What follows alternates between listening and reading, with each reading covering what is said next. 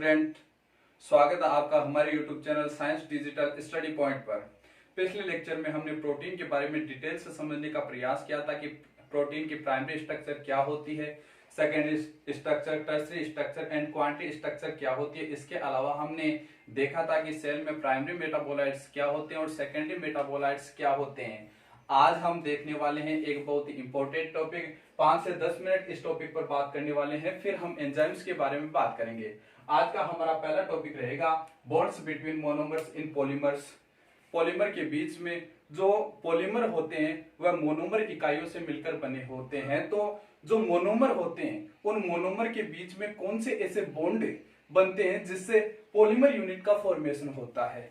तो सबसे पहले हम ये देख लेते हैं कि एमिनो एसिड के बीच में कौन सा बॉन्ड प्रेजेंट होता है। जब हम एमिनो एसिड वाला चैप्टर टॉपिक पढ़ा था तो उसमें हमने देखा था कि दो एमिनो एसिड के बीच में हमें पेप्टाइड बॉन्ड देखने को मिलता है। हम इसे रिपीट नहीं करेंगे क्योंकि हमने जब एमिनो एसिड वाला टॉपिक पढ़ा था तो उसमें हमने देख लिया था कि दो एमिनो एसिड के बीच में पेप्टाइड बॉन्ड हमें देखने को मिलता है। इसके अलावा जो कार्बोहाइड्रेट होते हैं उन कार्बोहाइड्रेट में ग्लूकोज या शुगर की मोनोमर इकाई मिलकर पॉलीमर्स का फॉर्मेशन करती है। तो उन मोनोमर यूनिट्स के बीच में हमें ग्लाइकोसाइडिक बॉन्ड देखने को मिलता है, वो भी हम देख चुके हैं। इसके अलावा जो लिपिड होते हैं, लिपिड मॉलिक्यूल में ग्लिसरॉल तथा फैटी एसिड आपस में जुड़कर लिपिड का फॉर्मेशन करते हैं। तो उनके बीच में ग्लिसरॉल और फैटी एसिड के बीच में हमें एस्टर बॉन्ड देखने को मिलता है, उस पर भी हम बात कर चुके हैं। इसके अलावा जो डीएनए होता है उस डीएनए में न्यूक्लियोटाइड प्रेजेंट होते हैं। उस न्यूक्लियोटाइड्स के बीच में दो न्यूक्लियोटाइड्स के बीच में हमें फॉस्फोडाइएस्टर बॉन्ड देखने को मिलते हैं। उन फॉस्फोडाइएस्टर बॉन्ड के बारे में भी हम बात कर चुके हैं। आज हम बात करेंगे कि जो डीएनए होता है उस डीएनए की स्ट्रैंड में जो नाइट्रोजनस बेस प्रेजेंट होते हैं उन नाइट्रोजनस बेस में हमें कौन से बॉन्ड देखने को मिलते हैं। जो नाइट्रोजनस बेस होते हैं उनके अंदर हमें कौन से बॉन्ड देखने को मिलते हैं उसके बारे में बात करेंगे हम। जैसे न्यूक्लिक अम्ल ये डीएनए प्रेजेंट होता है, जैसे ये डबल हेलिकल स्ट्रक्चर डीएनए की प्रेजेंट होती है। एक 5 प्राइम होगा, एक 3 प्राइम होगा। इसके अलावा एक 3 प्राइम होगा इधर से, ये होगा 5 प्राइम।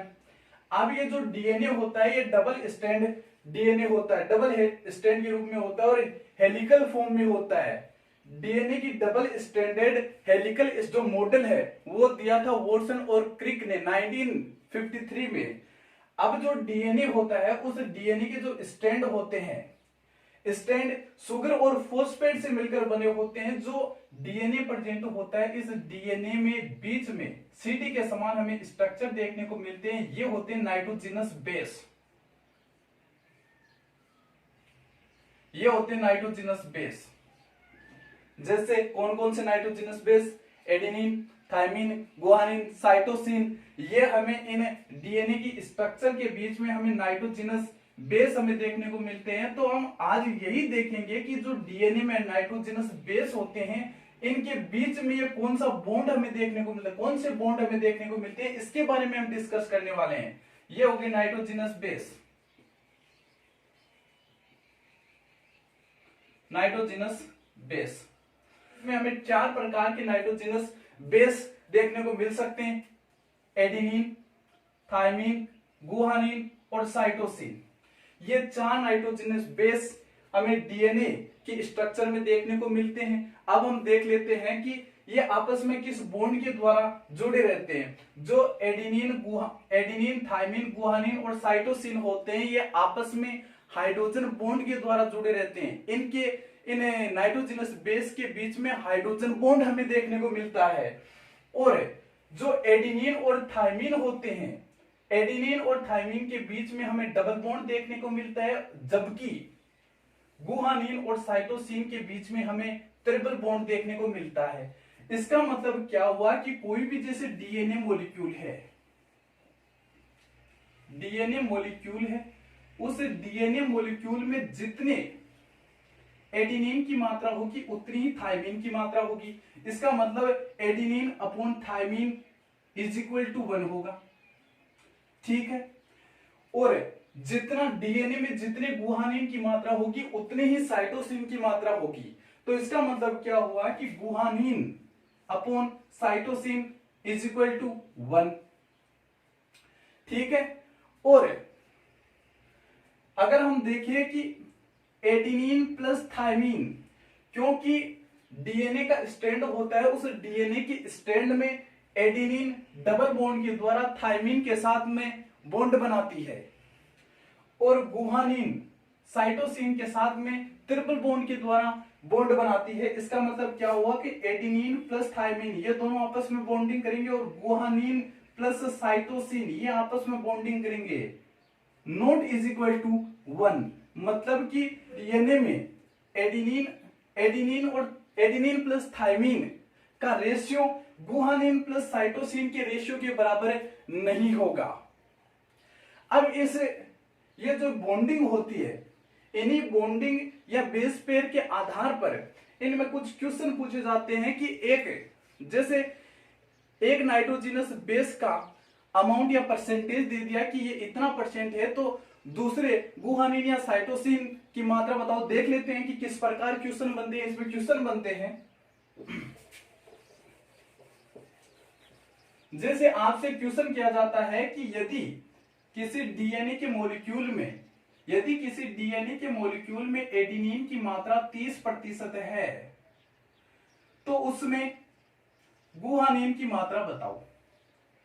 अब आप कैसे सोल्व करोगे?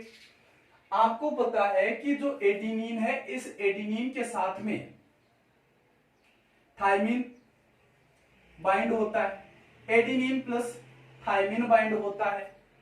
ठीक है। मतलब इसका मतलब क्या हुआ कि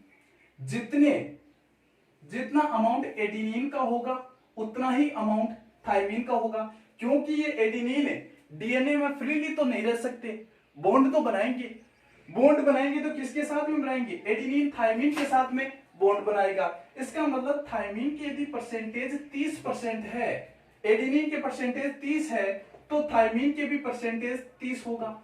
अभी हम थोड़े टाइम पहले ये देखा था कि adenine upon thymine is equal to 1 होता है। इसका मतलब जितनी एडिनिन की मात्रा होगी उतनी ही थायमीन की मात्रा होगी। ठीक है। तो ये 30 प्लस 30 कितने हो गए? 60% हो गए। बाकी कितना बचा भाई? 40%। तो जो गुहानिन प्लस साइटोसिन होते हैं, इनकी भी जो गुआनिन अपॉन साइटोसिन की मात्रा भी एक होती है। इसका मतलब कि 20% गुआनिन होगा और 20% साइटोसिन होगा, ये मिलकर 40% होंगे। इसका मतलब आपसे क्वेश्चन पूछा गया है कि यदि किसी डीएनए के मॉलिक्यूल में 30% एडिनिन है तो गुआनिन का अमाउंट बताओ। गुआनिन का अमाउंट कितना है? 20%। इस प्रकार नीट में आपसे इस प्रकार के क्वेश्चन पूछे जा सकते हैं।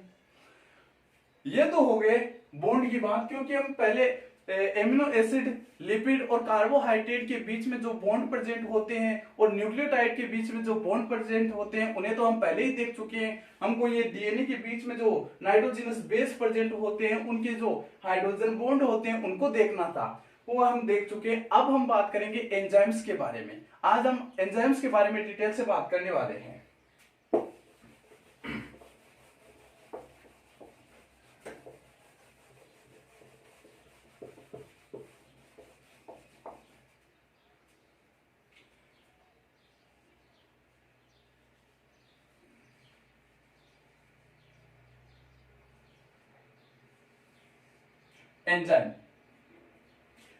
एंजाइम क्या होते हैं?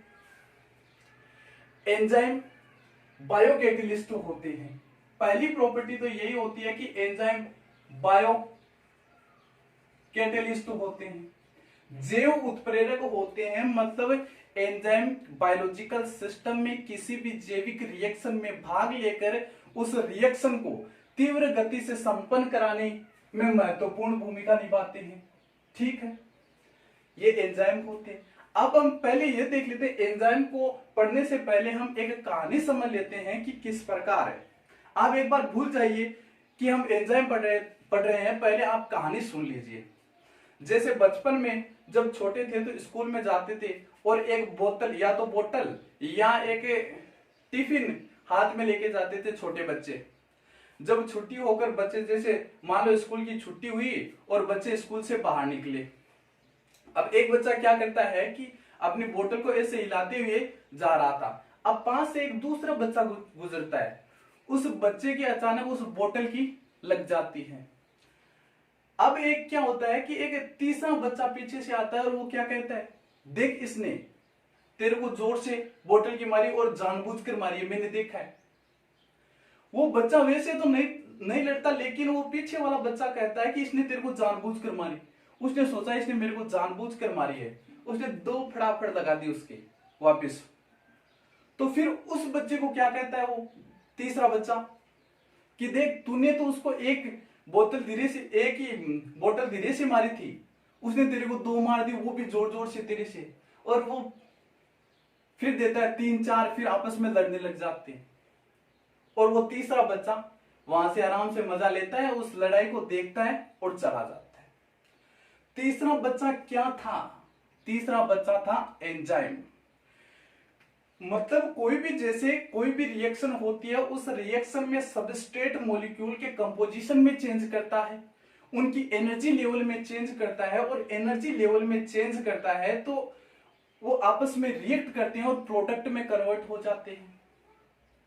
ठीक है, मतलब हमने देख लिया कि एंजाइम बायोकैटालिस्ट होते हैं, किसी भी जैविक अभिक्रियाओं को उत्प्रेरित कर संपन्न कराने में महत्वपूर्ण भूमिका निभाते हैं।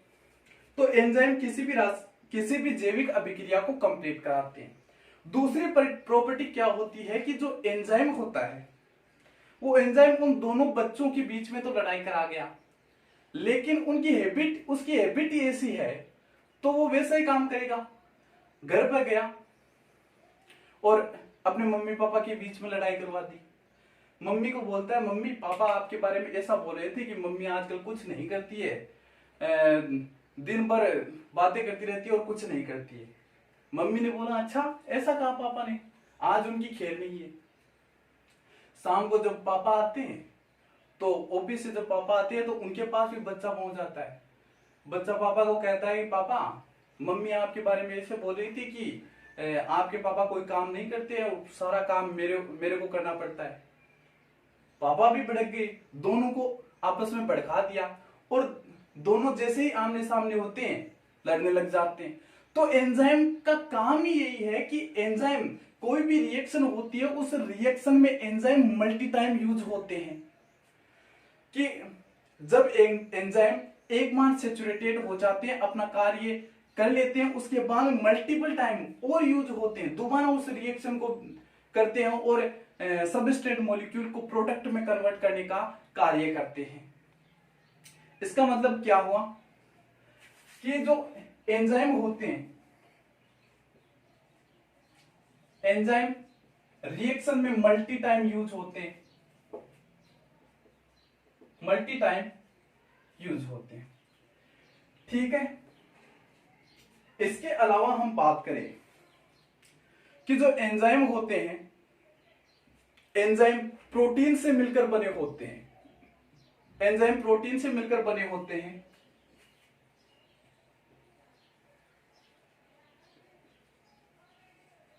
इसलिए हम कह सकते हैं जितने भी प्रकार के एंजाइम, जितने भी प्रकार के बायोलॉजिकल सिस्टम में एंजाइम प्रेजेंट होते हैं, वह एंजाइम प्रोटीन से मिलकर बने होते हैं। इसलिए एंजाइम के बारे में कहा जाता है कि जितने भी एंजाइम होते हैं वह प्रोटीन से मिलकर बने होते हैं। सभी एंजाइम प्रोटीन होती है, लेकिन सभी प्रोटीन एंजाइम नहीं होते। फ्यू एक्सेप्शन, कुछ एक्सेप्शन को छोड़कर, क्योंकि कुछ एंजाइम ऐसे होते हैं जो प्रोटीन से मिलकर नहीं बने होते हैं, लेकिन लगभग एंजाइम ऐसे होते हैं जो प्रोटीन से मिलकर बने होते हैं। इसलिए यह कहा जाता है कि all enzymes are protein but all proteins are not enzymes. All enzymes are protein but all proteins are not enzyme. ठीक है, इसको समझ लेते हैं कि ये स्टेटमेंट क्या कहता है। जो हमारे एंजाइम होते हैं वो प्रोटीन से मिलकर बने होते हैं, लेकिन जब हम प्रोटीन वाला टॉपिक पढ़ा था तो उसमें हमने देखा था कि प्रोटीन की हमें प्राइमरी स्ट्रक्चर, सेकेंडरी स्ट्रक्चर और टर्सरी स्ट्रक्चर और क्वांटिटी स्ट्रक्चर देखने को मिलती है। लेकिन जो एंजाइम होते हैं ये एंजाइम 3D स्ट्रक्चर या टर्सरी स्ट्रक्चर में प्रेजेंट होते हैं, क्योंकि जब हमने वो प्रोटीन वाला टॉपिक पढ़ा था कि जो सेकेंडरी प्रोटीन होती है, सेकेंडरी प्रोटीन स्ट्रक्चरल प्रोटीन होती है, स्ट्रक्चर का फॉर्मेशन करती है, और जो टर्सरी प्रोटीन होती है वह टर्सरी प्रोटीन फंक्शनल प्रोटीन होती है। टर्सरी प्रोटीन फंक्शनल प्रोटीन होती है, इसलिए प्राइमरी प्रोटीन होती है। सेकेंडरी प्रोटीन की बात करें तो सेकेंडरी प्रोटीन में स्ट्रक्चरल प्रोटीन होती है, जैसे हमारी बालों और नाखूनों में केराटिन प्रोटीन हमें देखने को मिलती है। केराटिन प्रोटीन एक स्ट्रक्चरल प्रोटीन होती है। जब डीएनए से एमआरएनए का फॉर्मेशन होता है तो उस समय अनेक प्रकार की रेगुलेटरी प्रोटीन की रिक्वायरमेंट होती है, तो वह रेगुलेटरी प्रोटीन 2D स्ट्रक्चर में हमें देखने को मिलती है। जबकि एंजाइम होते हैं, ये एंजाइम बायोलॉजिकली एक्टिव होते हैं, फंक्शनल होते हैं, या 3D स्ट्रक्चर में प्रेजेंट होते हैं। प्रोटीन हमारी बॉडी बिल्डिंग का फॉर्मेशन कर सकती है, लेकिन जो जितने भी एंजाइम होते हैं वह प्रोटीन से मिलकर बने होते हैं, क्योंकि यह फंक्शनल प्रोटीन होती है। 3D स्ट्रक्चर का मतलब क्या हुआ, जो एंजाइम होते हैं एंजाइम 3D स्ट्रक्चर में प्रेजेंट होते हैं। हमने कहा कि प्रोटीन की हमने प्राइमरी स्ट्रक्चर, सेकेंडरी, टर्सरी और क्वांटिटी कहा है, तो 3D स्ट्रक्चर ही फंक्शनल क्यों होती है। जैसे हमने कहा था कि जो प्राइमरी स्ट्रक्चर होती है उस प्राइमरी स्ट्रक्चर में एमिनो एसिड की लंबी चेन प्रेजेंट होती है। जैसे ये हो गई एमिनो एसिड की लंबी चेन, ये प्राइमरी स्ट्रक्चर हो गई प्रोटीन की। अब सेकेंडरी स्ट्रक्चर की बात करें तो सेकेंडरी स्ट्रक्चर में जब हमने बीटा शीट देखा था उसमें क्या, 2 पॉलीपेप्टाइड चेन। अब इसको फोल्ड निकाल तो ये 2 जैसे पॉलीपेप्टाइड चेन हो गई, ये 2 पॉलीपेप्टाइड चेन होगी, एक जैसे, एक ये हो गई, एक ये हो गई, मतलब बीटा शीट का फॉर्मेशन करते हैं। अब जो सेकेंडरी स्ट्रक्चर होती है वह टर्सरी स्ट्रक्चर में कन्वर्ट होती है, तो टर्सरी स्ट्रक्चर में कन्वर्ट होने का मतलब क्या हुआ कि इसमें लंबाई, चौड़ाई और इसके अलावा गहराई भी प्रेजेंट होती है। गहराई प्रेजेंट होने का मतलब कि इसमें जैसे ये गहराई प्रेजेंट होती है और ये एक्टिव साइट का फॉर्मेशन करती है। इस प्रकार जैसे कोई भी मॉलिक्यूल, ये मॉलिक्यूल इसके साथ में प्रोटीन के साथ में जुड़ गया तो ये फंक्शन करेंगे। इसका मतलब क्या हुआ कि 3D स्ट्रक्चर और फंक्शनल प्रोटीन का मतलब ये हुआ कि जो एंजाइम होते हैं, एंजाइम में 3D स्ट्रक्चर प्रेजेंट होती है, 3D स्ट्रक्चर प्रेजेंट होती है, तो इसका मतलब ये हुआ कि जैसे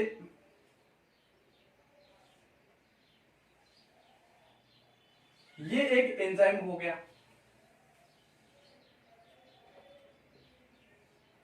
ये एक एंजाइम हो गया और ये एंजाइम 3D स्ट्रक्चर में प्रेजेंट होता है, मतलब इसमें लंबाई, चौड़ाई और गहराई भी प्रेजेंट होती है। गहराई होने का मतलब कि इसमें हमें एक्टिव साइड देखने को मिलती है। एक्टिव साइड, जहां पर एक्टिव साइड का मतलब ये हुआ कि यहां पर सबस्ट्रेट मॉलिक्यूल आपस में जुड़ेंगे और रिएक्शन करेंगे, क्योंकि फंक्शनल प्रोटीन 3D स्ट्रक्चर का मतलब ही यही होता है कि यदि एंजाइम में सबस्ट्रेट मॉलिक्यूल जुड़ने का स्थान ही नहीं होगा तो फंक्शन करेगी कैसे, और फंक्शनल प्रोटीन के लिए 3D स्ट्रक्चर का होना अनिवार्य होता है। तो ये होती है प्रॉपर्टी। इसके अलावा हम देखें कि एंजाइम की प्रॉपर्टी क्या होती है। एंजाइम की अगली प्रॉपर्टी की बात करें तो एंजाइम लॉक एंड की थ्योरी पर कार्य करता है। भाई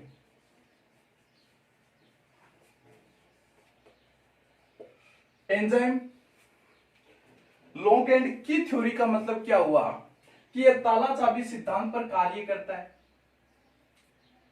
इससे पहले हम यह समझ लेते हैं कि जो एंजाइम होते हैं उस एंजाइम की स्ट्रक्चर में हमें एक्टिव साइट देखने को मिलते हैं और उस एक्टिव साइट पर सबस्ट्रेट का मॉलिक्यूल जुड़ेगा और उनके बीच में जो एंजाइम होते हैं उन सब स्टेट के मॉलिक्यूल के बीच में बॉन्ड का रीऑर्गेनाइजेशन या रीअरेंजमेंट करेगा, जिससे प्रोडक्ट में कन्वर्ट हो जाएगा। जो सबस्ट्रेट मॉलिक्यूल है वो प्रोडक्ट में कन्वर्ट हो जाएगा। जैसे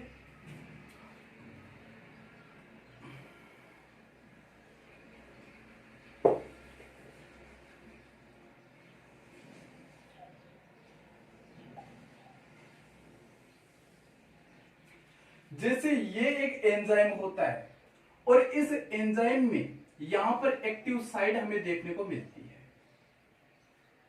ठीक है, एक्टिव साइट हमें देखने को मिलती है। सबसे पहले तो हम ये देख लेते हैं, जो एंजाइम में हमें एक्टिव साइट देखने को मिलती है, ये एक्टिव साइट किससे बनी होती है। हम कह रहे हैं कि जो एंजाइम है प्रोटीन से मिलकर बना होता है। ठीक है, प्रोटीन की 3D स्ट्रक्चर हमें देखने को मिलती है। प्रोटीन से मिलकर बना होता है तो इसका मतलब एमिनो एसिड होंगे इसमें एमिनो एसिड होंगे। ठीक है, एमिनो एसिड होने का मतलब, जो एमिनो एसिड हमने देखा कि जब एमिनो एसिड वाला टॉपिक देखा तो हमने कहा है कि हमें बायोलॉजिकल वर्ल्ड में 20 प्रकार के एमिनो एसिड देखने को मिलते हैं। ठीक है, 20 प्रकार के एमिनो एसिड हमें देखने को मिलते हैं। और जब हमने एमिनो एसिड की स्ट्रक्चर देखी थी तो हमने क्या कहा था कि एमिनो एसिड में 3 ग्रुप सिमिलर होते हैं, सेम होते हैं। 3 ग्रुप सेम होते हैं, जबकि एक वेरिएबल ग्रुप आर अलग होता है। जब प्रोटीन का फॉर्मेशन होगा तो प्रोटीन हर एक रिएक्शन के लिए, हर एक अभिक्रिया के लिए एक यूनिक एंजाइम होगा। अब उसमें यूनिक प्रॉपर्टी, अलग कैरेक्टरिस्टिक्स या यूनिक प्रॉपर्टी आएगी कहां से। ये जो 3 ग्रुप होते हैं एंजाइम में, ये 3 ग्रुप तो हमें सिमिलर देखने को मिलते हैं, तो इसमें अलग क्या होगा, अलग होगा वेरिएबल ग्रुप आर। इस वेरिएबल ग्रुप आर के आधार पर ही अलग अलग प्रकार के एंजाइम का फॉर्मेशन होगा। और इसमें जो वेरिएबल ग्रुप आर होते हैं ये एंजाइम की एक्टिव साइट का फॉर्मेशन करेंगे। इन आर के बेसिस पर ही एंजाइम की एक्टिव साइट का फॉर्मेशन होगा, क्योंकि इसमें कोई भी एमिनो एसिड होता है तो उस एमिनो एसिड में अगर कोई यूनिक कैरेक्टरिस्टिक्स आएंगे तो वह वेरिएबल ग्रुप आर के आधार पर आएंगे। जो 3 प्रतिस्थापी ग्रुप होते हैं वे तो सेम होते हैं। ठीक है, ये इसकी एक्टिव साइट होती है। इसका मतलब क्या हुआ कि जो एंजाइम होता है ये कंप्लीट एंजाइम एक्टिव साइट की भांति कार्य नहीं करेगा। इस एंजाइम पर कुछ स्पेसिफिक जगह ऐसी होगी जो कि एक एक्टिव साइट की तरह कार्य करेगी और इस पर सबस्ट्रेट मॉलिक्यूल जुड़ेंगे और प्रोडक्ट में कन्वर्ट होंगे। ठीक है, अब हम बात करते हैं कि जो एंजाइम होते हैं लॉक और की थ्योरी पर काम करते हैं। लॉग एंड की थ्योरी पर कार्य करते हैं। कैसे करते हैं?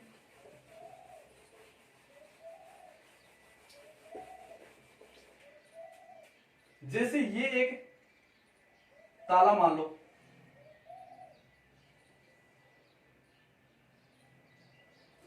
ये एक ताला मान लो और इस ताले या लॉक को मान लो आप एंजाइम, इसको मान लो एंजाइम। और ये होती है की लगाने की, जो चाबी लगाने का स्थान होता है, उस चाबी लगाने की स्थान को हम बोल देते हैं एक्टिव साइट।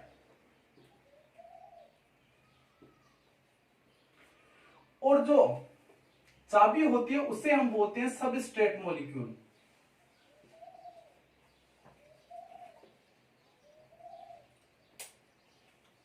इस ताला चाबी सिद्धांत में ये जो की होती है ये की कार्य करती है इसमें सबस्ट्रेट का। जैसे कोई रिएक्शन, जैसे मान लो ये कोई एंजाइम है, ये एंजाइम है और ये एंजाइम की एक्टिव साइट प्रेजेंट होती है।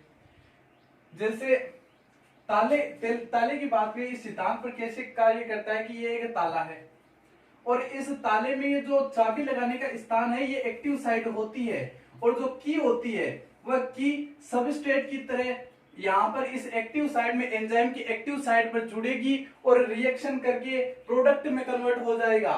जैसे ये कोई इसे यहाँ पर इस एंजाइम्स के माध्यम से समझने का प्रयास करें कि ये एक एंजाइम होता है और इस एंजाइम में ये होती है एक्टिव साइट। एक्टिव साइट की बात करें और यहां पर जैसे ये दो सबस्ट्रेट मॉलिक्यूल हो गए, ये हो गए दो सबस्ट्रेट मॉलिक्यूल और सबस्ट्रेट मॉलिक्यूल आपस में यहां पर इस एंजाइम से जुड़ने के बाद में इन मॉलिक्यूल के बीच में बॉन्ड्स का रीअरेंजमेंट होगा और प्रोडक्ट में कन्वर्ट हो जाएगा। वो इसकी हम वो जो प्रोसेस होगी या क्रियाविधि होगी वो आगे देखेंगे कि किस प्रकार सबस्ट्रेट मॉलिक्यूल प्रोडक्ट में कन्वर्ट हो जाएंगे। ठीक है, इसके अलावा हम एंजाइम की बात करें, इसके अलावा हम एंजाइम की बात करें तो एंजाइम ऐसे कैटलिस्ट होते हैं जो किसी भी बायोलॉजिकल रिएक्शन में स्वयं कंज्यूम नहीं होते, अभिक्रिया के वेग को बढ़ा देते हैं, अभिक्रिया की गति को बढ़ा देते हैं और स्वयं अपरिवर्तित रहते हैं। इसके अलावा एंजाइम जो अभिक्रिया का इक्विलिब्रियम है, संतुलन है, मतलब जितने सबस्ट्रेट के मॉलिक्यूल होंगे उतने ही प्रोडक्ट के मॉलिक्यूल में या तो कन्वर्ट करेगा या प्रोडक्ट को सबस्ट्रेट में कन्वर्ट कर देगा। इस प्रकार उनका इक्विलिब्रियम बना रहता है, उनका संतुलन बना रहता है। इसके अलावा अगर हम एंजाइम की बात करें कि एंजाइम वास्तव में रिएक्शन में ऐसा करते क्या है, एंजाइम वास्तव में रिएक्शन में ऐसा क्या करते हैं कि जो रिएक्शन होती है या अभिक्रिया होती है बहुत ही तीव्र गति या तेज गति से संपन्न हो जाती है। जो अगर कोई भी रासायनिक अभिक्रिया या बायोलॉजिकल सेल या वर्ल्ड में कोई भी रिएक्शन होती है उसमें अगर एंजाइम नहीं होता तो जो दो सबस्ट्रेट मॉलिक्यूल है उन दोनों सबस्ट्रेट मॉलिक्यूल को आपस में रिएक्शन करने के लिए बहुत अधिक एनर्जी की रिक्वायरमेंट होती है और उस एनर्जी को हम कहते हैं एक्टिवेशन एनर्जी।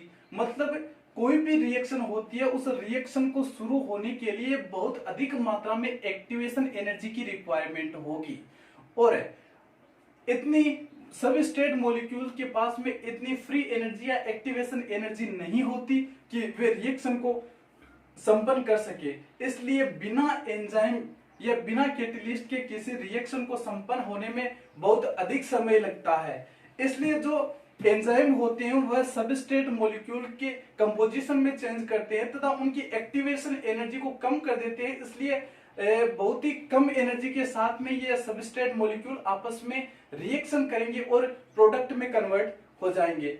अब हम एंजाइम की क्रियाविधि पढ़ने से पहले हम ये देख लेते हैं कि केमिकल रिएक्शन क्या होती है और किस प्रकार इसमें एंजाइम इंक्लूड होते हैं। देख लेते हैं हम केमिकल रिएक्शन।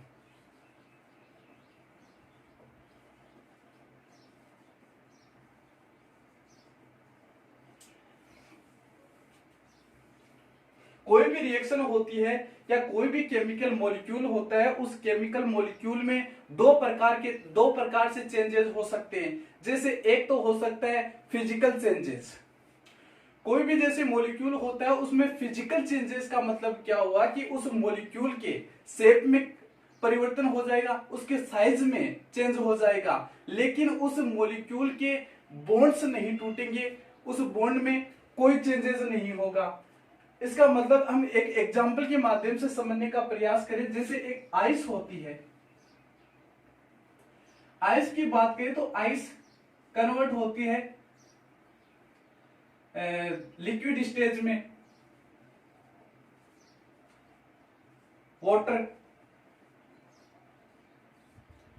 ठीक है, तो ये जो आइस होती है इस आइस में H2 या बर्फ होती है, इस बर्फ में जो जल के अणु होते हैं वह पास पास रहते हैं, जबकि द्रव अवस्था में जल के अणु दूर दूर हो जाते हैं, लेकिन इसमें किसी भी प्रकार के बॉन्ड नहीं टूटते। और जब ये लिक्विड स्टेज से वेपर में कन्वर्ट होता है, वाष्प में परिवर्तित होता है, तो उस समय भी इनमें किसी भी प्रकार का बॉन्ड नहीं टूटते हैं, जबकि ये जो जल के अणु होते हैं ये दूर दूर हो जाते हैं। इसका मतलब क्या हुआ कि कोई भी जैसे केमिकल कंपाउंड होता है उसमें अगर फिजिकल चेंज होंगे तो उसके शेप में परिवर्तन हो सकता है, साइज में परिवर्तन हो सकता है और उसकी स्टेट में परिवर्तन हो सकता है। मतलब कि वह सॉलिड स्टेट से लिक्विड में कन्वर्ट हो सकता है और लिक्विड से गैसीय फॉर्म में कन्वर्ट हो सकता है। इस प्रकार इसमें फिजिकल चेंजेस होगा और इसमें कोई भी बॉन्ड नहीं टूटेगा। दूसरा होता है कि जो मॉलिक्यूल होता है उस मॉलिक्यूल में केमिकल चेंज कैसे होते हैं। केमिकल चेंजेस, केमिकल चेंजेस का मतलब होता है कि जो सबस्ट्रेट मॉलिक्यूल होते हैं या कोई भी केमिकल कंपाउंड होता है उसके उनके बीच में बॉन्ड टूटेंगे, बॉन्ड का रीअरेंजमेंट होगा, नए बॉन्ड बनेंगे और प्रोडक्ट में कन्वर्ट हो जाएगा। मतलब इसमें बॉन्ड्स टूटते हैं, केमिकल चेंजेस में बॉन्ड्स टूटते हैं। हम देख लेते हैं कि किस प्रकार बॉन्ड्स का रीअरेंजमेंट होता है, किस प्रकार बॉन्ड टूटते हैं और किस प्रकार बॉन्ड बनते हैं। एक एग्जांपल के माध्यम से समझ लेते हैं। जैसे केमिकल रिएक्शन किस प्रकार होती है, जैसे एक एग्जांपल के माध्यम से हम बात करें तो जैसे बेरियम हाइड्रोक्साइड, बेरियम हाइड्रोक्साइड की रिएक्शन करवाई जाती है H2SO4 के साथ में, और क्या होगा, BaSO4 बेरियम सल्फेट और 2H2O मॉलिक्यूल बनेंगे। अब इस केमिकल रिएक्शन में क्या होता है कि बॉन्ड टूटते हैं और नए बॉन्ड बनते हैं। इनमें कौन से बॉन्ड टूटते हैं भाई, बेरियम हाइड्रोक्साइड, बेरियम और हाइड्रोक्साइड के बीच का बॉन्ड टूटता है। बेरियम अलग हो जाएगा और हाइड्रोक्साइड अलग हो जाएगा। और इधर हम बात करें H2SO4 में तो H2 अलग हो जाएंगे और ये जो सल्फेट है ये अलग हो जाएगा। अब इसमें ये तो बॉन्ड टूट गए और बॉन्ड बनते किस प्रकार, नए बॉन्ड बनते हैं कि बेरियम SO4 के साथ में रिएक्शन करेगा और बेरियम सल्फेट बन जाता है। और हाइड्रोक्साइड हाइड्रोक्सिल यौगिक और ये जो H2 आयन होते हैं ये आपस में रिएक्शन करेंगे और वाटर का मॉलिक्यूल का फॉर्मेशन कर लेंगे। इस प्रकार ये केमिकल रिएक्शन होती है। इसके अलावा हम ये देख लेते हैं, ये तो होती है केमिकल रिएक्शन। अब इस केमिकल रिएक्शन में एंजाइम का रोल क्या होता है कि किस प्रकार एंजाइम इस केमिकल रिएक्शन में भाग लेता है और उसकी गति को बढ़ा देता है। जैसे हम एक एग्जांपल की माध्यम से बात करें कि केमिकल रिएक्शन में एंजाइम का क्या रोल होता है बायोलॉजिकल सिस्टम में। CO2 प्लस H2O, ये रिएक्शन होती है कार्बोनिक एनहाइड्रेज एंजाइम के प्रेजेंस में। कार्बोनिक एनहाइड्रेज एंजाइम, ठीक है। और इसमें कार्बोनिक आयन का फॉर्मेशन होता है H2CO3, carbonic ion, carbonic acid का फॉर्मेशन होता है।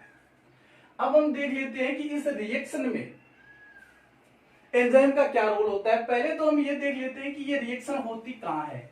जब श्वसन की प्रक्रिया होती है या रेस्पिरेशन होती है, रेस्पिरेशन की प्रक्रिया होती है, तब क्या होता है कि आरबीसी हमारे फेफड़ों से ऑक्सीजन को बाइंड करेगी और यह हमारे शरीर की सेल या टिश्यूज तक ऑक्सीजन को पहुंचाने का कार्य करेगी, ठीक है।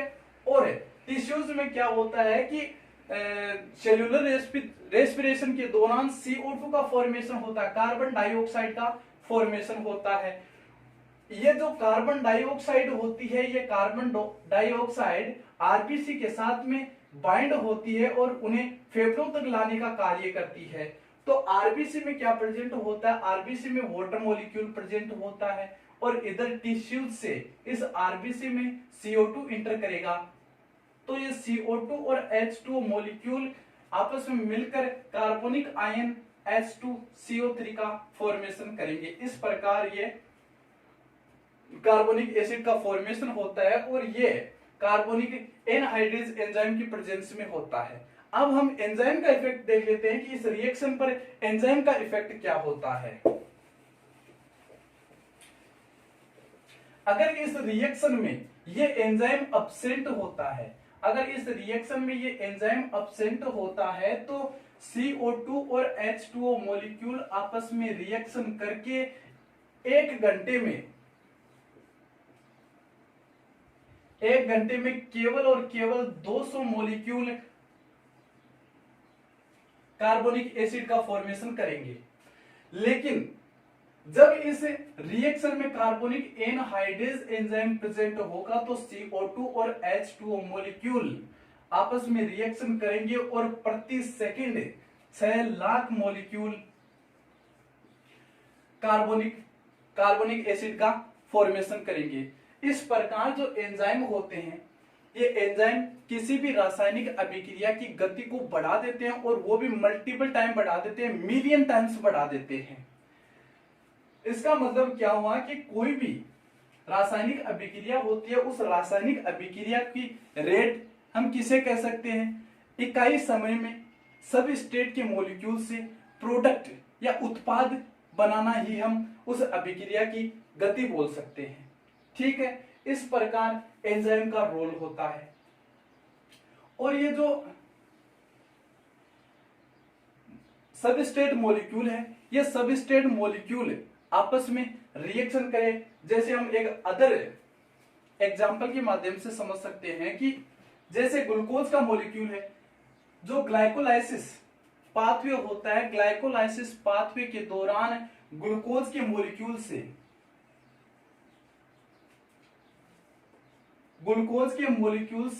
ग्लूकोज 6 फॉस्फेट का फॉर्मेशन होगा।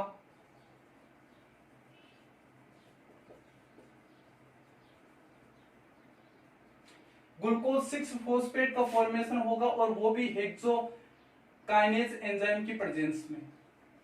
ग्लूकोज से ग्लूकोज 6 फॉस्फेट में कन्वर्ट होना हेक्सोकाइनेज एंजाइम की प्रेजेंस में होता है। इसे हम मेटाबॉलिक रिएक्शन बोल सकते हैं। इसे हम बोल सकते हैं मेटाबॉलिक रिएक्शन। ठीक है, अगर यही रिएक्शन, अगर हम बात करें कि ये रिएक्शन एक पद में संपन्न न होकर एक से अधिक पदों में संपन्न होती है तो उसे हम मेटाबॉलिक पाथवे बोल देते हैं। जैसे ग्लाइकोलाइसिस साइकिल होता है, वह ग्लाइकोलाइसिस साइकिल 10 स्टेप में ऑपरेट होता है और एक ग्लूकोज मॉलिक्यूल से पायरुविक एसिड का फॉर्मेशन होगा। ग्लूकोज मॉलिक्यूल से पायरुविक एसिड का फॉर्मेशन होगा और ये जो ग्लूकोज मॉलिक्यूल से पायरुविक एसिड का फॉर्मेशन होता है, ये 10 स्टेप में होता है, 10 स्टेप्स में होता है, इसलिए हम इसे बोल देते हैं मेटाबॉलिक पाथवे। अब हम देख लेते हैं कि जो एंजाइम होते हैं वो एंजाइम कितने प्रकार के हो सकते हैं।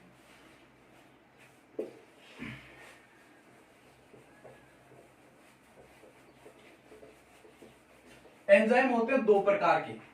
कौन कौन से? पहला होता है सिंपल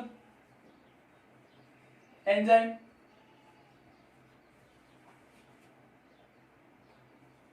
और दूसरा होता है कॉम्प्लेक्स या कंजुगेटेड एंजाइम। उसके बारे में हम बाद में बात करेंगे। पहले हम ये बात कर लेते हैं कि सिंपल एंजाइम क्या होता है। सिंपल एंजाइम केवल और केवल प्रोटीन मॉलिक्यूल से मिलकर बने होते हैं। इन्हें फंक्शन करने के लिए किन्हीं अदर मॉलिक्यूल्स की रिक्वायरमेंट नहीं होती। जैसे एग्जांपल, इनके एग्जांपल की बात करें, प्रोटीएज एंजाइम, लाइपेज एंजाइम, ये होते हैं सिंपल एंजाइम। इसके अलावा हम बात करें कि कंजुगेटेड एंजाइम या कॉम्प्लेक्स एंजाइम क्या होते हैं। दूसरा आता है कॉम्प्लेक्स एंजाइम या कंजुगेटेड एंजाइम। ठीक है, क्या होते हैं कॉम्प्लेक्स एंजाइम? क्या होते हैं कि ये इस प्रकार के एंजाइम होते हैं, इसमें एंजाइम को फंक्शन करवाने के लिए अदर मॉलिक्यूल की रिक्वायरमेंट भी होती है। केवल अकेला एंजाइम होता है, वह फंक्शन परफॉर्म नहीं कर पाता। इसका मतलब हम यह कहें कि एंजाइम होता है, एंजाइम प्रोटीन से मिलकर बना होता है और इसके अलावा इस एंजाइम को नॉन प्रोटीन पार्ट की भी रिक्वायरमेंट होती है, जिसे हम बोल देते हैं कोफैक्टर। जैसे एंजाइम प्लस कोफैक्टर, यह प्रोटीन पार्ट हो गया और ये हो गया non protein part.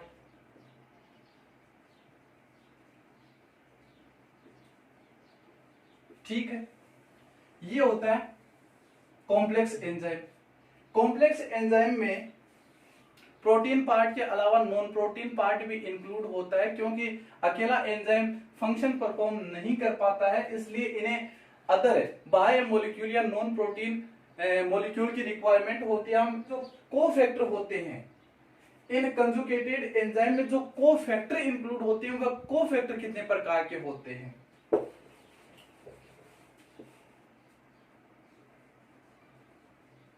Types of cofactors. पहला आता है प्रोस्थेटिक ग्रुप।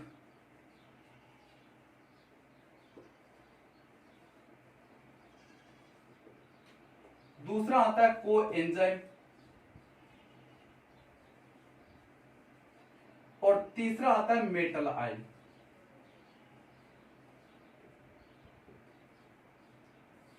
ये तीन ऐसे कोफैक्टर होते हैं जो किसी भी एंजाइम को कार्य करवाने के लिए या फंक्शन करवाने के लिए इंपॉर्टेंट रोल प्ले करते हैं। यदि एंजाइम के साथ में ये कोफैक्टर नहीं जुड़ेंगे तो एंजाइम कार्य नहीं कर पाएगा, क्योंकि ये कोफैक्टर एंजाइम को कैटालिटिकली एक्टिव बनाता है, तभी एंजाइम कार्य करेगा। ये जो प्रोस्थेटिक ग्रुप होते हैं, ये क्या होते हैं?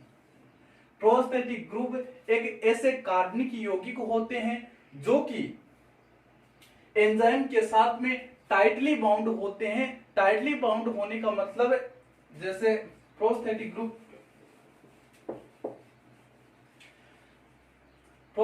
ग्रुप की बात करें तो ये एक ऑर्गेनिक कंपाउंड है।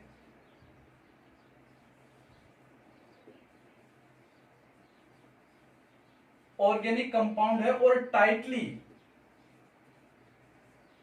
बाउंड होते हैं। किसके साथ में? एंजाइम के साथ में टाइटली बाउंड होते हैं।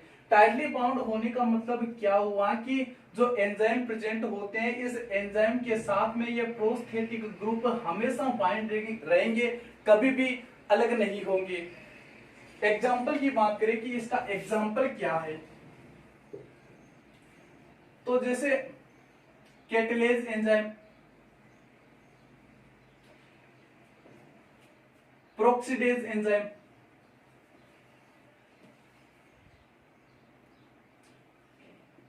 कैटालेज और प्रोक्सीडेज क्या करते हैं?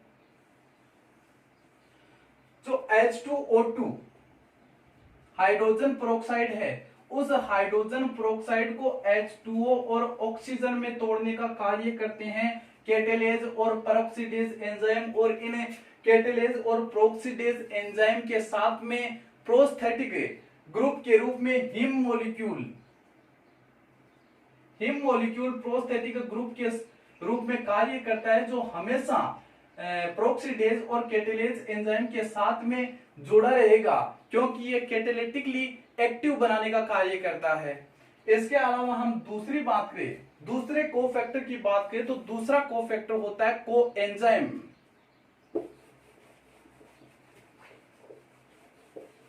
दूसरा कोफैक्टर होता है को एंजाइम।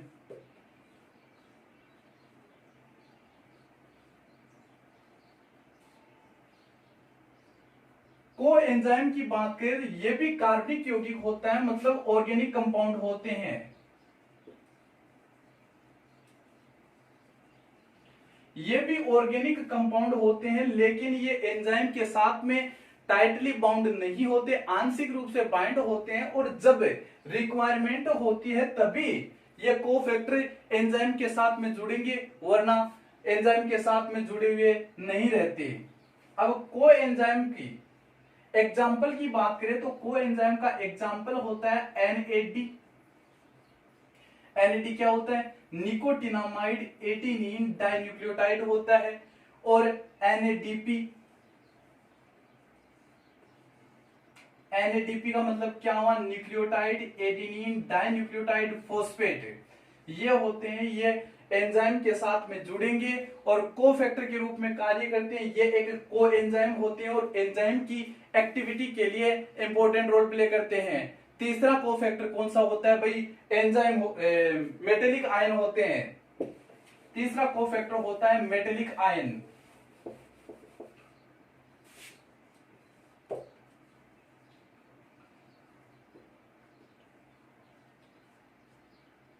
मेटेलिक आयन की बात करें तो बहुत सारे ऐसे एंजाइम होते हैं जिन्हें कार्य करने के लिए मेटल आयन की रिक्वायरमेंट होती है। मेटल आयन जैसे सोडियम। एग्जाम्पल के तौर पर हम बात करें कि सोडियम आयन एटीपेज एंजाइम के साथ में जुड़ता है और उसे कार्य करवाता है या फंक्शन करवाता है। ठीक है, मेटल आयन की भी रिक्वायरमेंट होती है। इसके अलावा एक टर्म आता है एक्टिवेटर। एक्टिवेटर क्या होता है?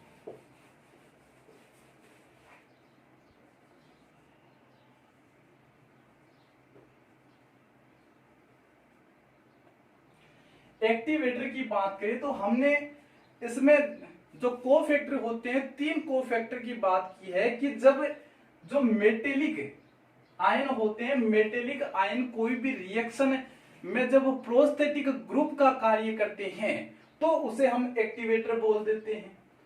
मतलब जो कोई भी रिएक्शन होती है प्रोस्थेटिक ग्रुप के समान किसी भी एंजाइम के साथ में जुड़ते हैं और उसी कभी भी अलग नहीं होते और कोई भी रिएक्शन को संपन्न कराने में अपना इंपॉर्टेंट रोल प्ले करते हैं। ठीक है, अब हम बात कर लेते हैं कि जो एंजाइम होते हैं, एंजाइम की क्रियाविधि क्या होती है, मैकेनिज्म क्या होती है एंजाइम की, वह किस प्रकार कार्य करता है।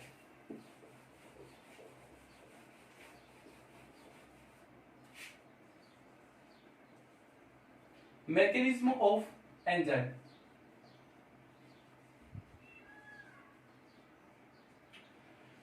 एंजाइम की मैकेनिज्म की बात करें तो जैसे ये एंजाइम मॉलिक्यूल, ये तो पहले सबस्ट्रेट मॉलिक्यूल है, जैसे ये सबस्ट्रेट मॉलिक्यूल हो गया भाई।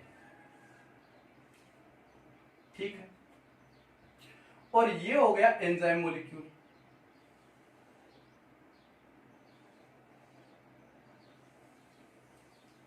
ये तो हो गया सबस्ट्रेट और ये हो गया एंजाइम। ठीक है, ये हो गई इसकी active site.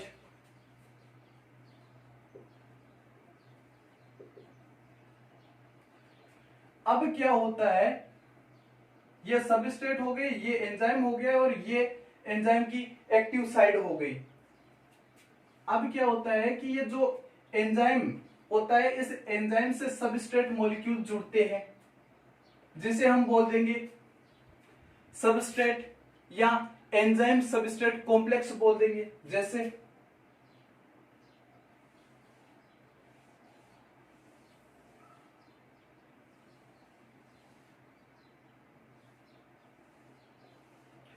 Enzyme substrate complex, ES complex बोल सकते हैं इसे शॉर्ट में। अब ये एक ट्रांजिशन स्टेट होती है और बहुत ही कम समय के लिए बनती है। इस स्टेट एंजाइम सबस्ट्रेट कॉम्प्लेक्स बनता है। इस स्टेज में होता क्या है कि जो दो सबस्ट्रेट मॉलिक्यूल होते हैं, इन सबस्ट्रेट मॉलिक्यूल के कंपोजिशन में चेंज किया जाता है, इनकी एक्टिवेशन एनर्जी को लो कर दिया जाता है, जिससे ये सबस्ट्रेट मॉलिक्यूल आपस में रिएक्शन करेंगे और रिएक्शन कर प्रोडक्ट में कन्वर्ट हो जाएंगे। जैसे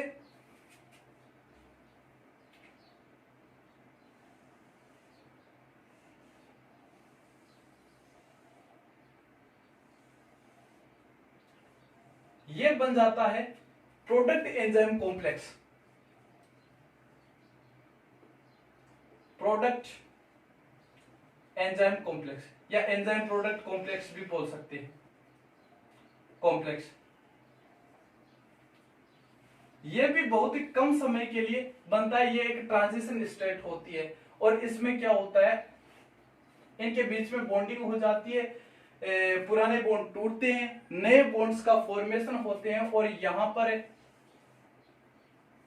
ये बन जाएगा प्रोडक्ट और ये एंजाइम वापस फ्री हो जाएगा। इसी प्रकार ये एंजाइम दोबारा सबस्ट्रेट मॉलिक्यूल के साथ में जुड़ेगा, दोबारा सबस्ट्रेट मॉलिक्यूल को अपने साथ में जुड़ेगा और फिर उत्पाद में या प्रोडक्ट में कन्वर्ट कर देगा। इसका मतलब एंजाइम मल्टीपल टाइम यूज होते हैं और ये जो एंजाइम होती है, इस एंजाइम की जो एक्टिव साइट होती है हर एक सबस्ट्रेट मॉलिक्यूल के लिए स्पेसिफिक होती है। एक स्पेसिफिक सबस्ट्रेट मॉलिक्यूल ही इसके साथ में जुड़ेगा और रिएक्शन करेगा, क्योंकि एक substrate molecule, specific substrate molecule ही इस एंजाइम की एक्टिव साइट को पहचानेगा और रिएक्शन करवाएगा। इसलिए हम ये जो एंजाइम की मैकेनिज्म है, इसमें हमने क्या देखा है कि ये एंजाइम हो गया, एंजाइम के साथ में सबस्ट्रेट मॉलिक्यूल इसकी एक्टिव साइट पर जुड़ेंगे, जुड़ने के बाद में क्या बनाते हैं, एंजाइम सबस्ट्रेट कॉम्प्लेक्स बनाते हैं। एंजाइम सबस्ट्रेट कॉम्प्लेक्स, इनमें बॉन्ड्स का रीअरेंजमेंट होता है, जिससे क्या बनता है, एंजाइम प्रोडक्ट कॉम्प्लेक्स बनेगा और enzyme product complex finally enzyme और प्रोडक्ट में कन्वर्ट हो जाएगा। इस प्रकार एंजाइम की मैकेनिज्म होती है कि एंजाइम किस प्रकार रिएक्शन को रेगुलेट करते हैं या संपन्न करते हैं। ठीक है, ये हो गई इसकी मैकेनिज्म। और जो एंजाइम होता है, एक मिनट में एक एंजाइम एक मिनट में जितने सबस्ट्रेट मॉलिक्यूल को प्रोडक्ट में कन्वर्ट करेगा उसे उस एंजाइम का टर्नओवर नंबर कहते हैं। Turnover number.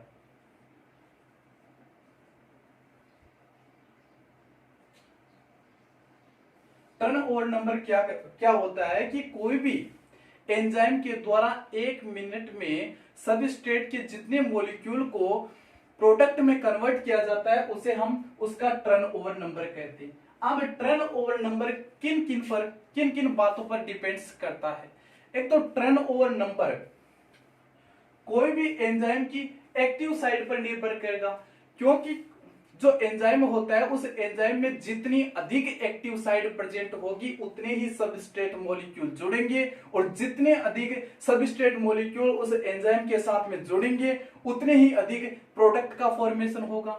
इसके अलावा टर्नओवर नंबर डिपेंड करता है कि जो एंजाइम इन सबस्ट्रेट मॉलिक्यूल के बीच में बॉन्ड का रीअरेंजमेंट करता है, तो उस रीअरेंजमेंट के बाद में जो प्रोडक्ट बनता है वो प्रोडक्ट कितने टाइम में एंजाइम से अलग होता है।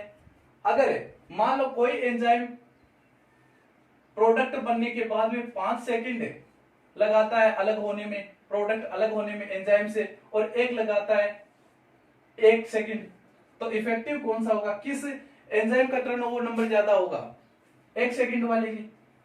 तो इस प्रकार एंजाइम का टर्नओवर नंबर होता है। इसके अलावा हम बात कर लेते हैं कि जो एंजाइम होते हैं, इन एंजाइम को कौन कौन से फैक्टर इफेक्ट करते हैं वो हम बात कर लेते हैं। या इससे पहले हम बात कर लेते हैं इन एंजाइम्स की एक्टिवेशन एनर्जी पर, उसे ग्राफ के माध्यम से समझ लेते हैं कि एंजाइम किस प्रकार सबस्ट्रेट मॉलिक्यूल की एक्टिवेशन एनर्जी को कम कर देते हैं और जिससे वह प्रोडक्ट में कन्वर्ट कर देते हैं। जैसे कोई भी सबस्ट्रेट मॉलिक्यूल है, यह सबस्ट्रेट मॉलिक्यूल है और यह कन्वर्ट होगा प्रोडक्ट में। प्रोडक्ट ग्राफ के माध्यम से समझ लेते हैं कि एक्टिवेशन एनर्जी क्या होती है। प्रोडक्ट सबस्ट्रेट मॉलिक्यूल, ठीक है, और ये हो गई इसकी एक्टिवेशन एनर्जी।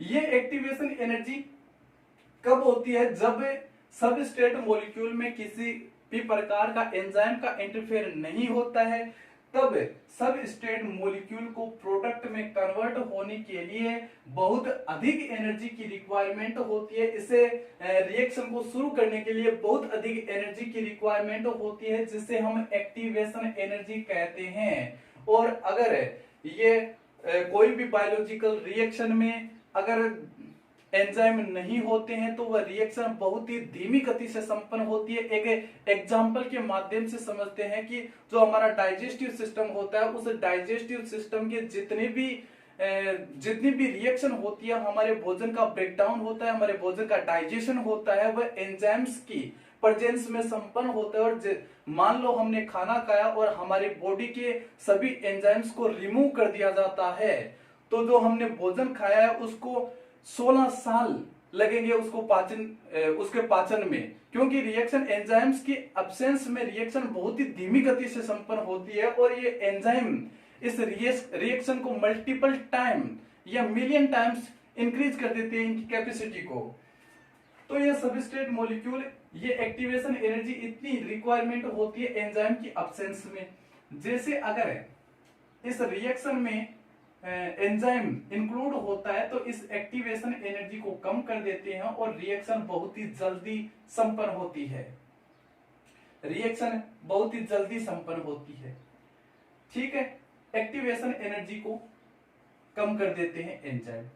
और ये क्या हो गई? ये भाई डेल्टा G0, ये हो गई सबस्ट्रेट मॉलिक्यूल के पास में प्रेजेंट होती है फ्री एनर्जी।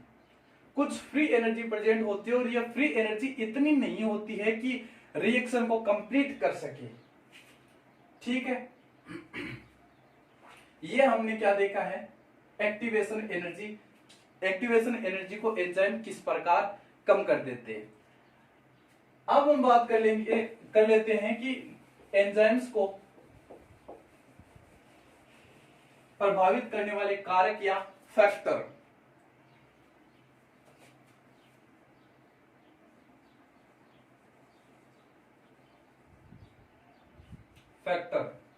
एंजाइम्स को प्रभावित करने वाले या इफेक्ट करने वाले फैक्टर्स देख लेते हैं कि कौन से होते हैं।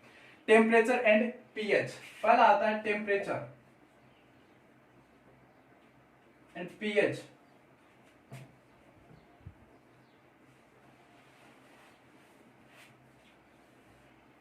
कोई भी एंजाइम होते हैं वह एक निश्चित तापमान और निश्चित पीएच पर ही कार्य करते हैं, और उस निश्चित तापमान और निश्चित पीएच की रेंज को हम बोल देते हैं optimum range of temperature and optimum range of pH.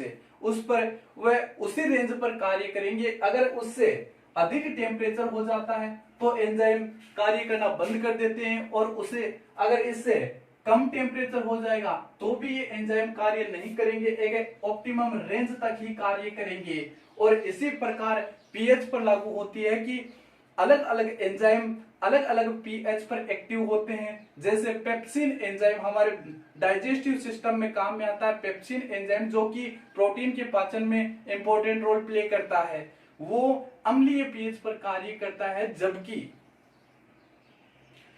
Pepsin enzyme और एक होता है ट्रिप्सिन एंजाइम। ट्रिप्सिन एंजाइम वो भी प्रोटीन का पाचन करता है, लेकिन वह सारी पीएच पर कार्य करता है। इसलिए जो पीएच होती है और टेम्परेचर होता है, ये एंजाइम की एक्टिविटी को प्रभावित कर सकते हैं। इन्हें हम ग्राफ के माध्यम से समझ सकते हैं।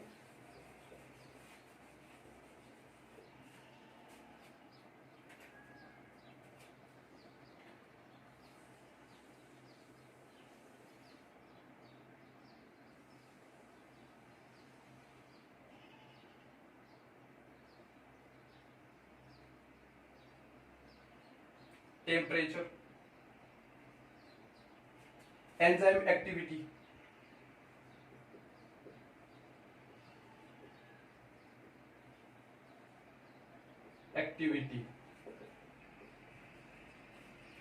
और और इधर दूसरा ग्राफ बना लेते हैं हम पीएच का।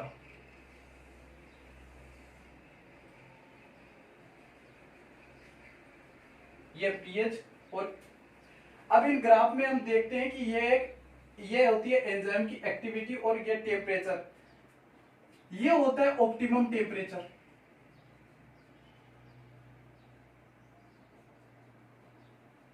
और ये होती है ऑप्टिमम पीएच।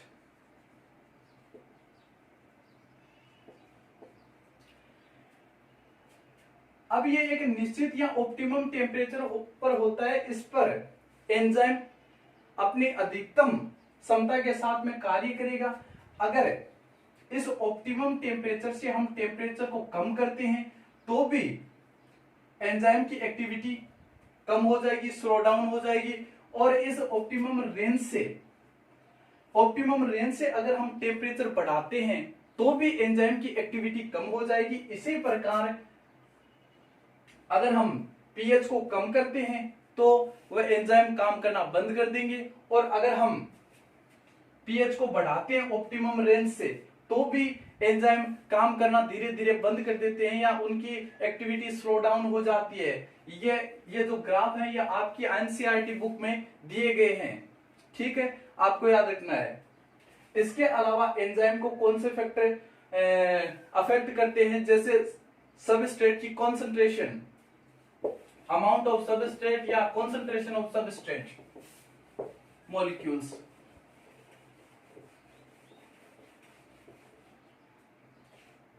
दूसरा आता है concentration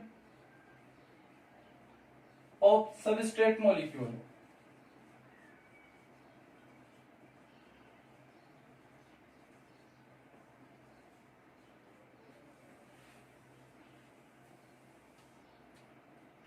concentration of substrate molecule का मतलब क्या होता है कि जब हम सबस्ट्रेट मॉलिक्यूल की कॉन्सेंट्रेशन बढ़ाते हैं तो अभिक्रिया का वेग भी बढ़ जाता है और वह जल्दी जल्दी प्रोडक्ट में कन्वर्ट होंगे और वो एक निश्चित रेंज तक ही अभिक्रिया का वेग बढ़ेगा।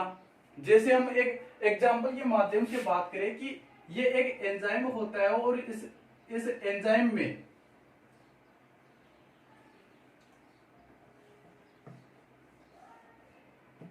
जैसे इतनी एक्टिव साइट प्रेजेंट होती है और सबस्ट्रेट मॉलिक्यूल, जैसे दो ही सबस्ट्रेट मॉलिक्यूल इसके साथ में जुड़े हुए हैं, ये हो गया एंजाइम और ये इसकी एक्टिव साइट हो गई।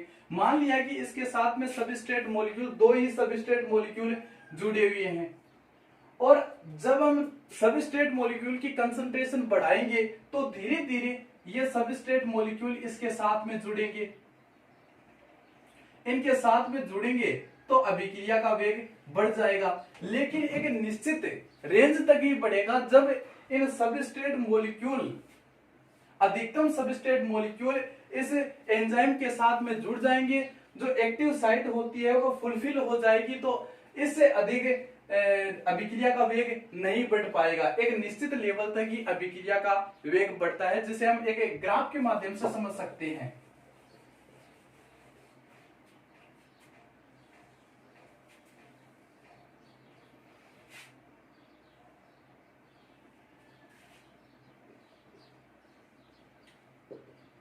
वेलोसिटी ऑफ रिएक्शन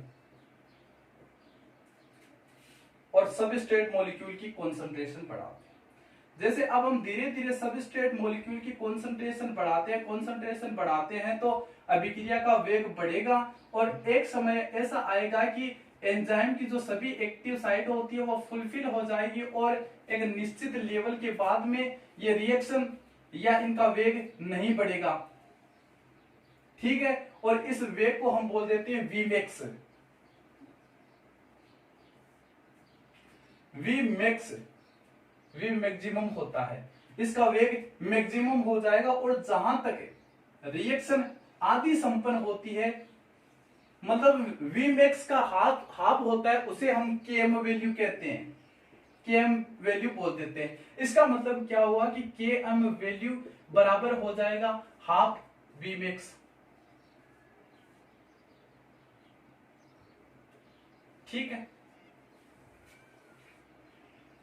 इसके अलावा एंजाइम की एक्टिविटी को कौन प्रभावित करते हैं वो देख लेते हैं। Inhibitor molecule,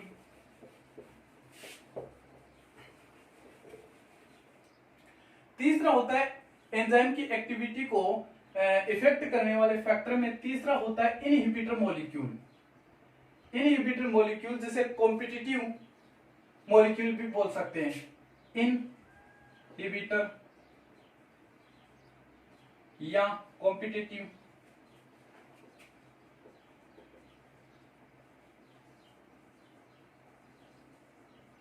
molecule. ये कौन से होते हैं? जैसे ये एक एंजाइम होगा, इसे हम एक एग्जांपल के माध्यम से समझने का प्रयास करें तो जैसे ये एक एंजाइम हो गया,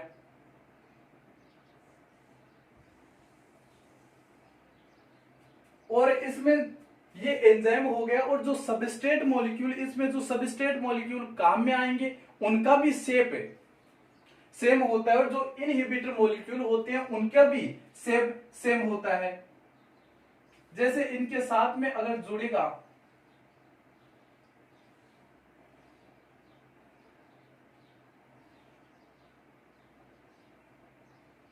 ये तो हो गया इनहिबिटर मॉलिक्यूल।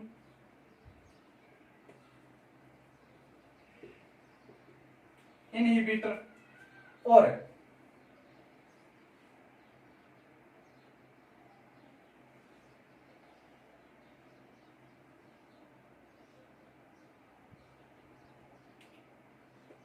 ये हो गया सबस्ट्रेट मॉलिक्यूल। अब होता क्या है कि इस एंजाइम के साथ में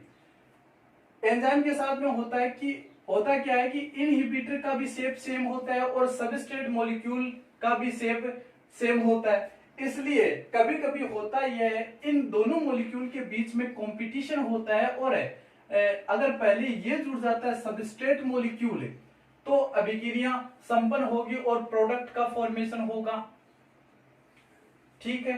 और अगर इस एंजाइम की एक्टिव साइट पर इनहिबिटर जुड़ जाएगा तो रिएक्शन संपन्न नहीं होगी और प्रोडक्ट का फॉर्मेशन नहीं होगा।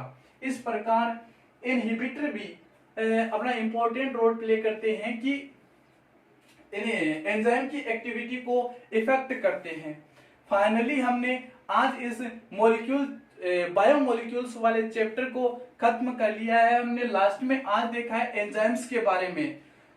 इस बायोमोलिक्यूल्स चैप्टर को हमने आज फाइनली खत्म कर लिया है। Thank you very much.